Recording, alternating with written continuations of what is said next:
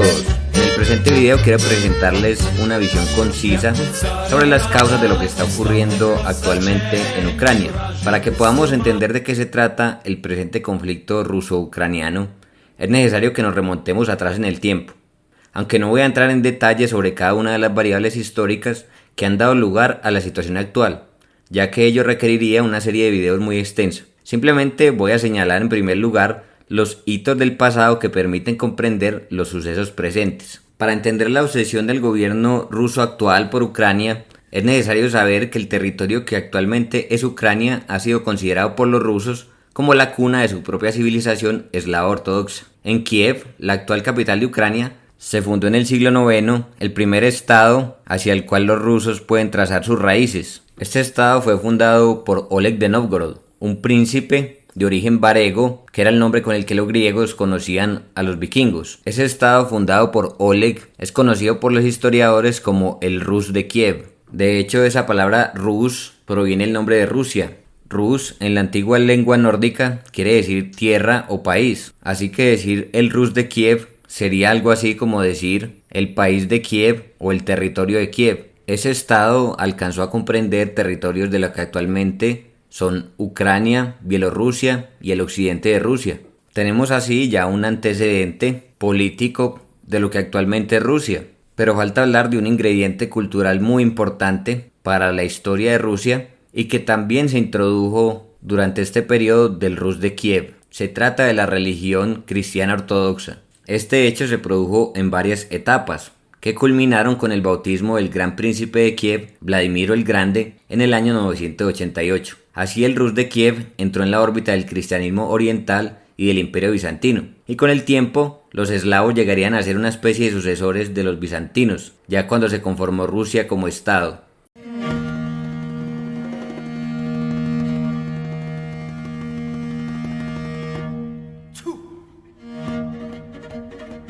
Este Rus de Kiev terminó desintegrándose ante las invasiones de los mongoles durante el siglo XIII y se formaron distintas entidades, a veces dominadas directamente por los mongoles o como vasallos suyos, como fue el caso del Principado de Moscú, que con el tiempo fue adquiriendo cada vez más independencia y fue expandiéndose a costa, en muchas ocasiones, de los propios estados herederos de los mongoles. Este principado terminó convirtiéndose en el Zarato de Rusia, fundado por Iván el Terrible en 1547, el cual puede considerarse como el antecedente directo del Estado ruso actual. Lo que cabe resaltar de esto para el tema que nos ocupa es que a pesar de que las autoridades rusas actualmente consideran que el destino de Ucrania debe estar unido al de Rusia, en tanto corazón histórico de su propia cultura, luego de las invasiones de los mongoles, ambos territorios tuvieron distintos destinos. Rusia apenas recuperó el control de lo que actualmente es Ucrania en 1793. O sea, más de 500 años después de la destrucción del Rus de Kiev, e incluso entonces parte del territorio occidental de Ucrania quedó bajo el dominio del Imperio Austriaco. Durante esos 500 años aproximadamente, en los que esos territorios estuvieron divididos, Ucrania estuvo dominada principalmente por dos entidades, la Mancomunidad Polaco-Lituana y el Kanato de Crimea. Durante el siglo XVIII, Rusia destruyó al Kanato de Crimea y posteriormente se dividió con Austria y Prusia los territorios de la Mancomunidad Polaco-Lituana y de esa manera el territorio o la mayor parte del territorio de la actual Ucrania quedó bajo control del Imperio ruso. Rusia no le concedió a ese territorio ninguna autonomía especial ni lo consideró como una entidad con características distintivas, sino que lo dividió entre varias gobernaciones. Los rusos conocían a Ucrania simplemente como la pequeña Rusia. A pesar de esto, bajo la superficie sí estaba surgiendo un sentimiento de una identidad ucraniana distintiva entre las élites intelectuales de ese territorio. Instrumental para eso fue Taras Shevchenko, un famoso literato e intelectual ucraniano que fomentó la idea de una Ucrania independiente y de hecho impulsó enormemente la difusión y el desarrollo del lenguaje ucraniano. El mismo nombre de Ucrania, que quiere decir tierra fronteriza, como una entidad territorial distinta de Rusia, y el gentilicio ucraniano para referirse a sus habitantes, se empezó a recuperar por parte de los nacionalistas durante el siglo XIX. Este nacionalismo ucraniano fue obviamente perseguido por las autoridades rusas, pero volvió a resurgir con especial fuerza cuando el Imperio ruso empezó a desintegrarse con la caída del régimen zarista y el fracaso del gobierno provisional de Kerensky.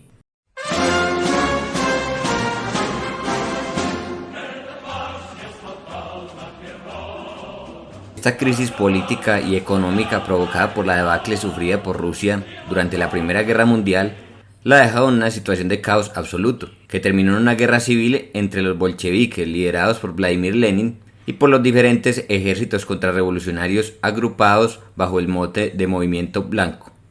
Los movimientos nacionalistas que existían dentro de Rusia aprovecharon el momento para lograr la independencia de sus países. Ese fue el caso de la República Popular Ucraniana, que declaró su independencia en enero de 1918. Sin embargo, también en Ucrania se presentó una situación de caos tremendo, por lo que no se puede decir que desde 1918 hasta 1921 haya habido alguna autoridad que mantuviera el orden allí.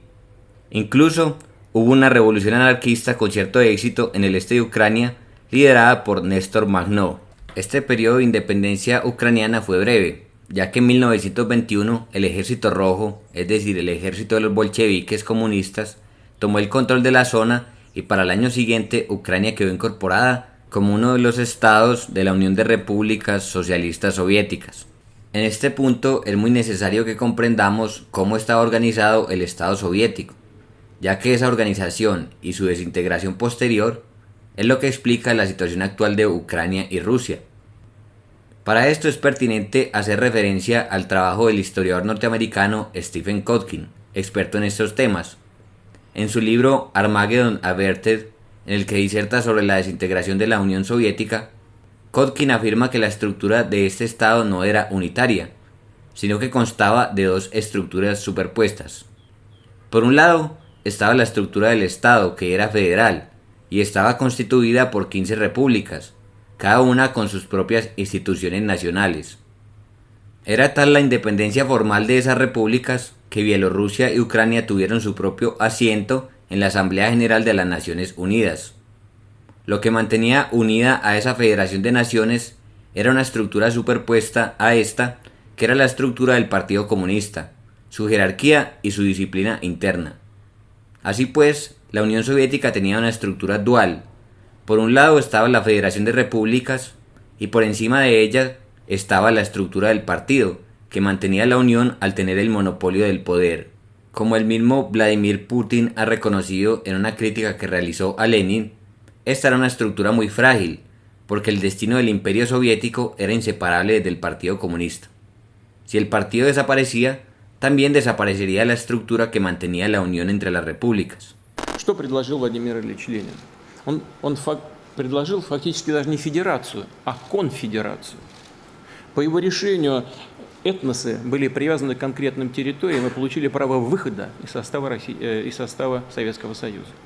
Они связали будущее страны со своей собственной партией. Как только партия застрещала, начала рассыпаться, за ней начала рассыпаться и страна.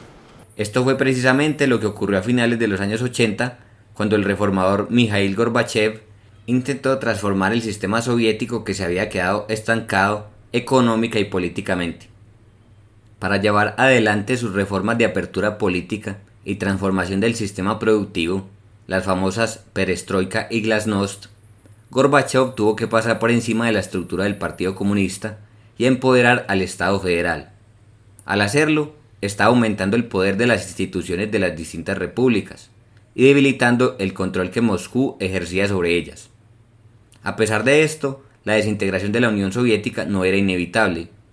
Los líderes de las repúblicas, tales como el ucraniano Leonid Kravchuk, no estaban interesados en disolverla, sino que fue una cuestión de oportunismo político. A medida que la situación de la Unión Soviética se fue deteriorando económica y políticamente, y el poder de Gorbachev fue disminuyendo, las élites de las repúblicas empezaron a darse cuenta de que podían mantener y ampliar su poder apartándose de la Unión Soviética. Ello ocurrió incluso en la propia Rusia de la mano de Boris Yeltsin, que empezó a demandar cada vez mayores poderes para las estructuras republicanas en detrimento de la Unión. En Ucrania, las manifestaciones nacionalistas de la población comenzaron a empujar a Kravchuk a tomar posturas cada vez más nacionalistas, hasta que se realizó un referendo de independencia el 1 de diciembre de 1991, en el que el voto a favor llegó al 90%. Algo similar ocurrió en las demás repúblicas de la Unión Soviética, que terminó disolviéndose definitivamente el 25 de diciembre de 1991. Es esta separación entre Ucrania y Rusia la que ha dado lugar a la situación en la que nos encontramos en el presente.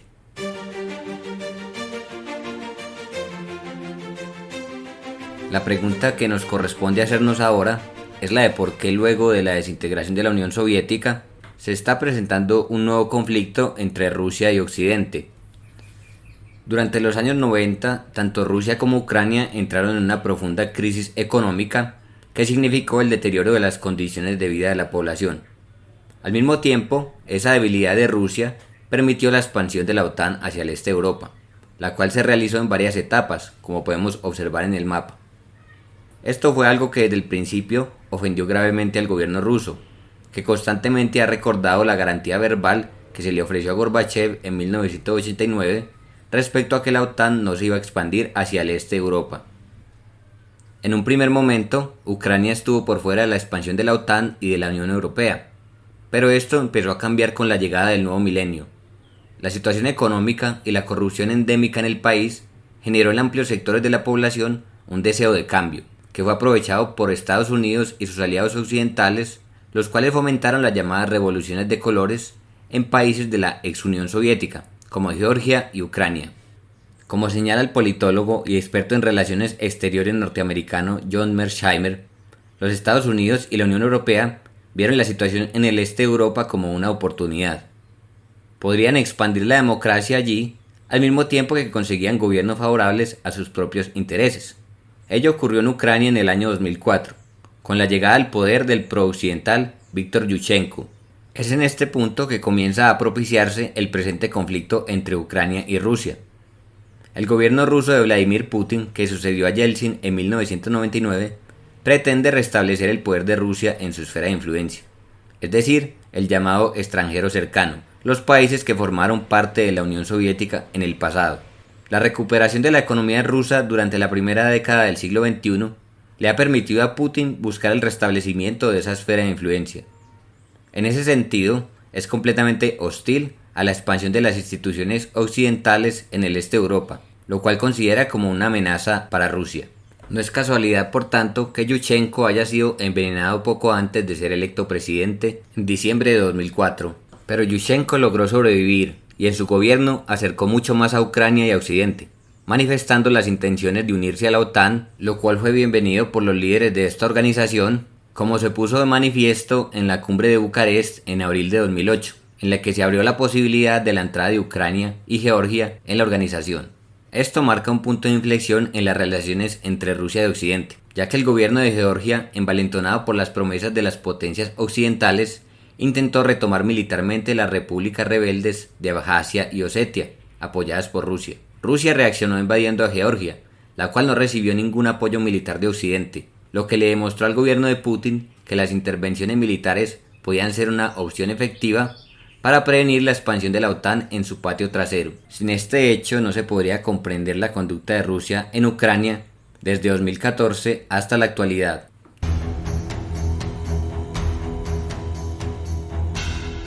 Nos corresponde hablar ahora de cómo se ha venido desarrollando el presente conflicto ruso-ucraniano, el cual comenzó a principios del año 2014.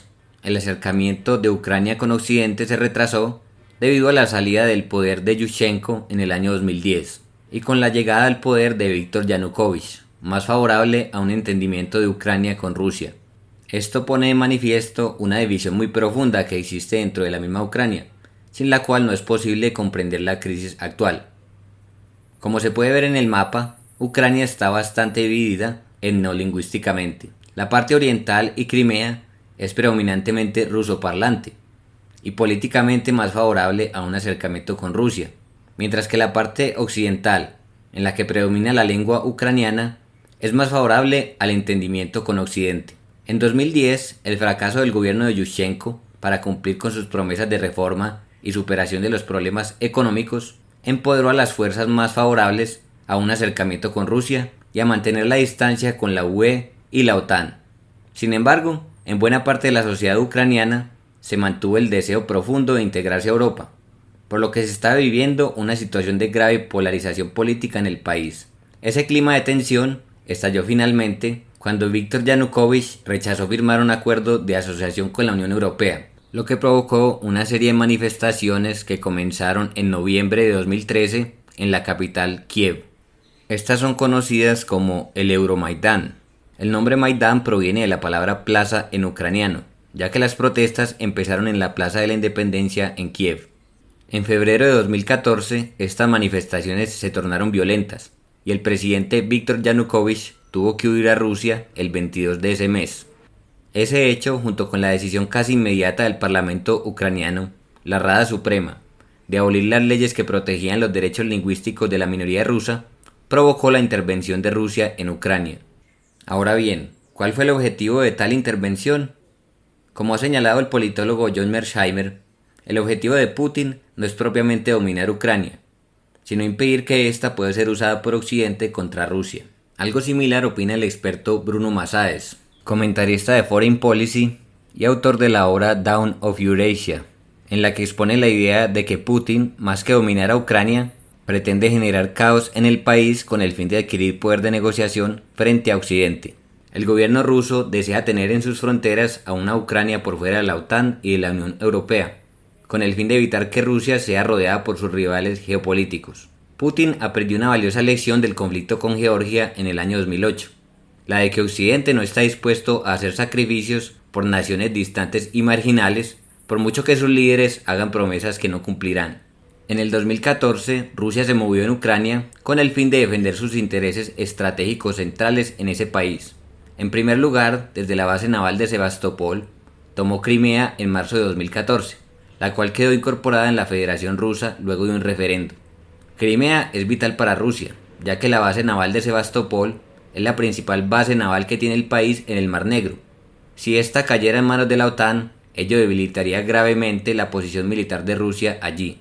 Por otro lado, el gobierno ruso fomentó la formación de movimientos separatistas en el este de Ucrania, lo que ha provocado una guerra que se mantiene hasta nuestros días. Conocida como la Guerra del Donbass, esta ha permanecido estancada sin una solución en el horizonte por el momento. Según Mearsheimer, lo que Putin quiere demostrar con esto es que si Occidente sigue pretendiendo expandir su influencia hacia Ucrania, está dispuesto a provocar el mayor caos posible en el país, cosa que, como señala Bruno Masáez, debilita la posición de los gobiernos occidentales en la región, ya que los líderes europeos y norteamericanos de los últimos años han mostrado tener una gran aversión a lidiar con situaciones caóticas, y ello podría conducirlos a realizar un acuerdo que beneficie a Rusia con tal de evitar la crisis en las fronteras de la Unión Europea.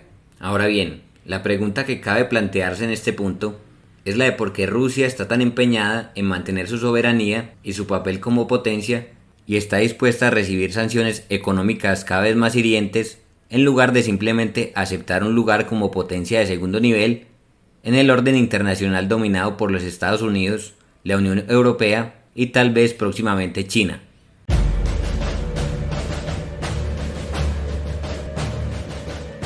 En este punto debemos recurrir a una explicación de tipo ideológico. Ni el gobierno ni el pueblo ruso parecen estar dispuestos a abandonar la idea de que su país tiene un papel importante que cumplir en el mundo. Desde los tiempos de Pedro el Grande, hace 300 años, Rusia ha sido una de las grandes potencias europeas, y durante la segunda mitad del siglo XX, la Unión Soviética fue una de las dos superpotencias del mundo, disputándose la supremacía con los Estados Unidos. La idea de que Rusia tiene un papel particular que cumplir en el mundo es algo que claramente aceptan los líderes de la Rusia actual, los cuales son apoyados por amplios sectores de la población, como lo muestran las encuestas. La idea de que Rusia es excepcional nace de una tradición muy antigua en el país. La Iglesia Ortodoxa rusa ha fomentado desde el siglo XVI la idea del país y de su capital Moscú como la tercera Roma, sucesora de Roma y Constantinopla, un país llamado a ser un faro espiritual del mundo. Esa idea se ha transformado a lo largo del tiempo, pero ha sobrevivido hasta la actualidad en las teorías geopolíticas que más han influido en las élites políticas que actualmente controlan el país. Como señala Masáez, en Rusia el pensamiento cultural ha sido dominado por tres escuelas desde los siglos XIX y XX. Por un lado están los occidentalistas, favorables a la integración con Europa. Rivales suyos son los eslavófilos, que han defendido un nacionalismo más sui generis, pero también muy influido por los nacionalismos europeos. Y por otro lado están los eurasianistas, que han defendido que Rusia debe tomar un camino completamente aparte de Europa y de la civilización occidental. Para estos autores, como Turbetskoy y Gumilev, este último por cierto ha influido directamente en el pensamiento de Putin, el destino de Rusia no está vinculado a Europa, sino a su propio espacio geográfico conocido como Eurasia, el cual comprende los territorios desde Europa del Este hasta Asia Oriental, pasando por los famosos estanes de Asia Central. Para estos autores, si Rusia quiere mantener su cultura distintiva y su independencia frente a las potencias de Europa, debe dominar ese espacio geográfico. Si Rusia quiere realizar su misión histórica, no puede permitir que Europa, Estados Unidos o ninguna otra potencia se inmiscuya en ese bloque euroasiático. Un planteamiento similar se puede encontrar en la obra del filósofo Alexander Dugin, cuyo libro Los Fundamentos de la Geopolítica es uno de los libros de texto que se le asignan a los estudiantes en la Academia del Estado Mayor de las Fuerzas Armadas Rusas. Allí se sostiene que Rusia es una civilización distinta a la civilización europea, ya que mientras que en Occidente se ha defendido la primacía del individuo y de sus derechos frente a la autoridad política, y se ha llevado a cabo la separación entre la Iglesia y el Estado, en Rusia históricamente no se ha producido una separación entre lo sagrado y la autoridad política, y se le ha dado la primacía a lo comunitario frente a lo individual. Para Dugin, si Rusia quiere mantener a salvo sus tradiciones de la infiltración occidental, debe evitar el aumento de la influencia de Occidente en su esfera de influencia euroasiática por cualquier medio que tenga a su alcance, incluyendo la guerra. Para ello es fundamental primero que todo mantener a Ucrania fuera del alcance de las instituciones europeas, como la Unión Europea y la OTAN. No pretendo establecer claramente hasta qué punto un autor como Dugin ha influido en Putin, pero como señala Masáez, es claro que Putin tiene en mente las ideas del eurasianismo en la configuración de su política exterior. Es por ello que no sorprende que la iniciativa diplomática más ambiciosa que ha lanzado haya sido la llamada Unión Económica Euroasiática, que se fundó en el año 2011, la cual ha incluido a diversas naciones de Asia Central y Armenia, y le ha permitido a Rusia constituir un bloque económico dominado por ella, lo que mejora considerablemente su posición estratégica frente a Europa y China. Putin claramente ha comprendido que en nuestra época de globalización, para mantener la soberanía es indispensable constituir bloques, ya que ningún país, ni siquiera uno tan grande como Rusia, puede sobrevivir aislado. Yo creo que con lo que acabamos de ver queda un poco más claro el por qué motivo se está dando el conflicto entre Ucrania y Rusia, pero falta explicar el por qué ese conflicto se ha agudizado recientemente. Si han estado atentos a las noticias internacionales, se habrán dado cuenta de que Rusia está movilizando su ejército en las fronteras de Ucrania. Como señaló el ministro de Relaciones Exteriores de Rusia, Sergei Lavrov, en el año 2004, para Rusia, Ucrania forma parte de su propia historia. El Rus de Kiev forma parte de la historia rusa. Ello quiere decir que Rusia no está dispuesta a permitir que Ucrania tome un camino opuesto al de Rusia. Lo que pretende demostrar Rusia con los movimientos que realiza actualmente es que está dispuesta a realizar muchos más sacrificios que Occidente por Ucrania. El que Putin haya decidido acelerar la crisis con la movilización de tropas se puede deber a diversos factores, tanto internos como externos. En primer lugar, la popularidad de Putin, aunque se mantiene alta, alrededor del 60%, ha bajado sensiblemente debido a la crisis del COVID y a la difícil situación económica que atraviesa el país. Es posible que Putin pretenda mejorar sus índices de aprobación utilizando un método que le ha funcionado en el pasado, como lo es el enfrentamiento con Occidente y la obtención de concesiones de algún tipo. Por otro lado, es seguro que el gobierno ruso observó atentamente lo ocurrido en Afganistán en agosto de este año, cuando el gobierno norteamericano abandonó el país de manera caótica y permitió la caída del gobierno de Kabul. Si los Estados Unidos estuvieron dispuestos a abandonar un país en el que sacrificaron miles de vidas y billones de dólares durante 20 años, es bastante posible, desde la óptica de Moscú, que también esté dispuesto a abandonar a Ucrania, donde hay mucho menos en juego para el gobierno norteamericano. Por lo tanto, quizá el gobierno de Putin considera que actualmente puede estar en una posición de fuerza, con el fin de obtener concesiones como la de que Ucrania permanezca indefinidamente fuera de la OTAN y de la Unión Europea. Por otro lado, esta Unión Europea liderada por Alemania también puede estar dispuesta a ceder, ya que depende energéticamente del gas ruso, por lo que el hecho de que la crisis haya comenzado en invierno tampoco es casualidad. ¿Estaría dispuesta Alemania a permitir que sus ciudadanos carezcan del gas para calentarse en invierno con tal de defender a Ucrania? La dependencia energética de Alemania le puede estar costando bastante caro en su poder de negociación frente a Moscú. Señal de que Alemania puede estar dispuesta a negociar el futuro de Ucrania con Rusia es el anuncio hecho por el nuevo canciller de Alemania, Olaf Scholz, sobre su deseo de resetear o empezar desde cero en las relaciones con Rusia durante su gobierno.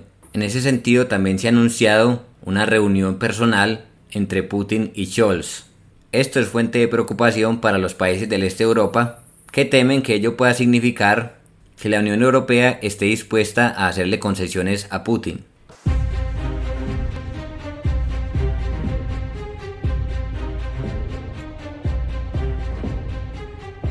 En conclusión, es imposible decir hasta qué punto puede escalar la situación en Ucrania.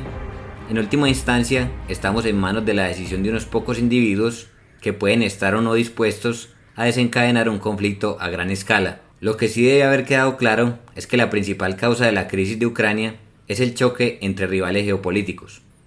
Por un lado están los Estados Unidos y la Unión Europea, que buscan una mayor integración entre todos los estados de Europa por medio de la expansión de la OTAN y de la Unión Europea hacia el este. Y por el otro lado está Rusia, que pretende constituir una Eurasia liderada por ella y que desea evitar a toda costa perder su soberanía y su papel como potencia frente a Europa y China. Espero que el video les haya gustado y que les ayude a comprender la situación presente. Feliz día para todos.